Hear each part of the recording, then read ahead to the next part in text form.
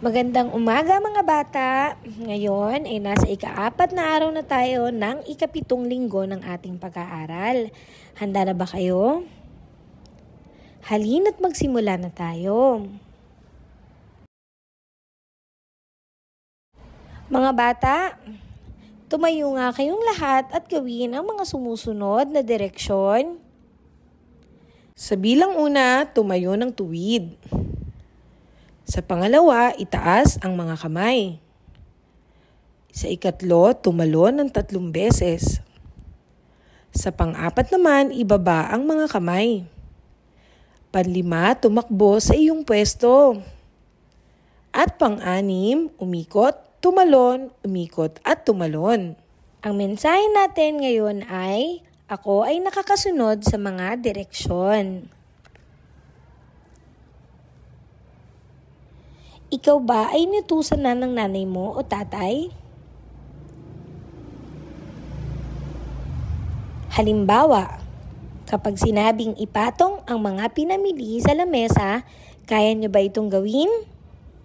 O di kaya naman, pulutin at tiklupin ang mga damit sa iyong kama. Kaya nyo ba ito?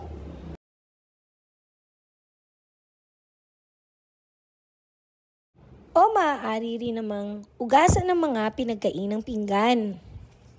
Nagagawa nyo ba to? O kumain at magsipilyo ng inyong mga ngipin. Kaya nyo na ba to sa inyong mga sarili? Tandaan, mahalagang sumunod palagi sa mga utos ng nakatatanda sa inyo. Ngayon, oras na para sa gawain. Sundin ang mga direksyon sa bawat numero. Kayang-kaya nyo yan mga bata.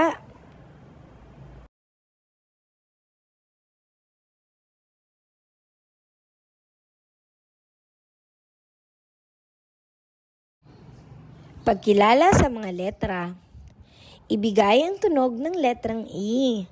Ang tunog ng letrang E ay magaling. Ngayon, sa tulong ng inyong mga guro, pakinggan ang tamang paraan ng pagsulat ng letrang E.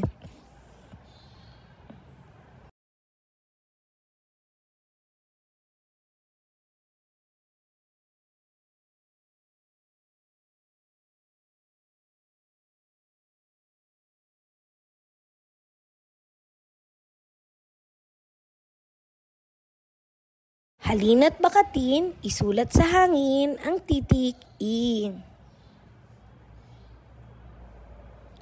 Oras na para sa gawain. Bakatin ang malaki at maliit na letrang E.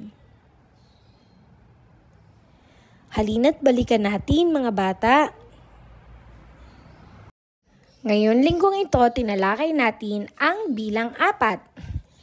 Makinig sa inyong mga guro dahil ituturo nila ang tamang paraan ng pagsulat ng bilang 4.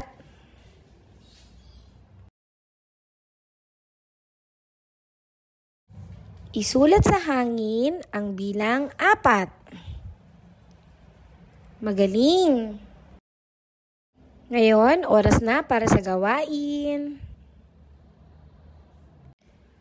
Bakatin ang bilang 4 at kulayan ang mga cupcake.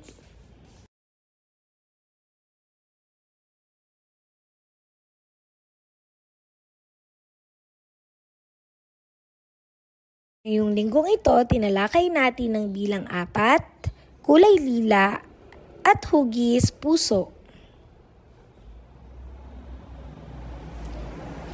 Sige nga, subukan natin.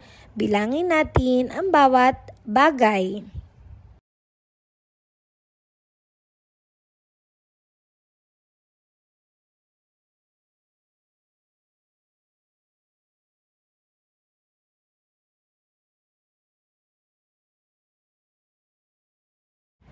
Hanapin natin ang mga bagay na hugis puso.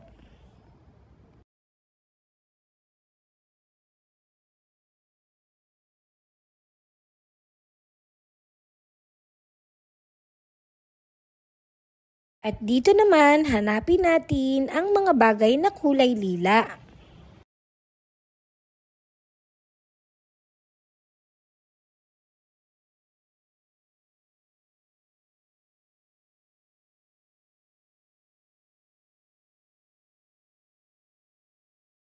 Ngayon, oras na para sa gawain. Sa inyong yellow notebook, gumuhit ng bilang 4. Gumuhit din ng hugis puso. At kulayan mo ito ng kulay lila.